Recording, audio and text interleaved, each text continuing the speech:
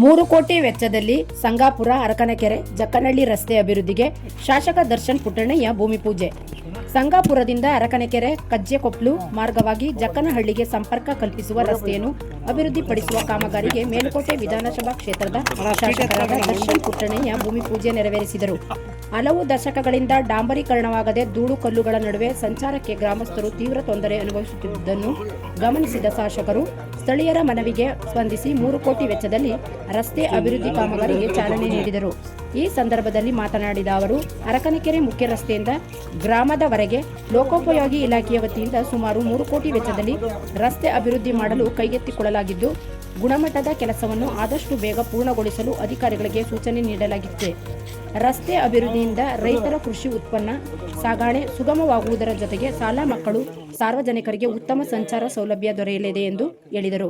ಕಾರ್ಯಕ್ರಮದಲ್ಲಿ ಲೋಕೋಪಯೋಗಿ ಇಲಾಖೆ ಸಹಾಯಕ ಕಾರ್ಯಪಾಲಕ ಇಂಜಿನಿಯರ್ ಜಯಕುಮಾರ್, ಮುಖಂಡರಾದ ಬಲರಾಮೇಗೌಡ, ಕೃಷ್ಣೇಗೌಡ, ರೈತ ಮುಖಂಡ ನಾಗರಾಜು, ಗ್ರಾಮ ಪಂಚಾಯಿತಿ ಅಧ್ಯಕ್ಷೆ ಎಂಕೆ ಮಂಜುಳಾ, ಸದಸ್ಯರಾದ ಲೋಕೇಶ್, ಚನ್ನಗಿರಿ ಬೆಟ್ಟಸ್ವಾಮಿಗೌಡ, ಪ್ರಥಮ ದರ್ಜೆ ಗುತ್ತಿಗೆದಾರ ಮಂಜು, ನ್ಯಾಮನಹಳ್ಳಿ ಶಿವರಾಮೇಗೌಡ ಸೇರಿದಂತೆ ಅನೇಕ ರೈತ ಮುಖಂಡರು, ಗ್ರಾಮದ ಯಜಮಾನರು ಹಾಗೂ ಯುವಕರು ಉಪಸ್ಥಿತರಿದ್ದರು. 3 ಕೋಟಿ ವೆಚ್ಚದಲ್ಲಿ 1.9 ಕಿಲೋಮೀಟರ್ಸ್ ಇದಕ್ಕೆ ಅಪೂರ್ವವಾಗಿರುವಂಥದ್ದು. ಸುಮಾರು ದಿನದಿಂದ ಸ್ಥಳೀಯರ ಅರಕನಕೆರೆ ಗ್ರಾಮಸ್ಥರ ಬೇಡಿಕೆ ಇತ್ತು. ಇದನ್ನು ಪೂರೈಸ್ತಾ ಇತ್ತು.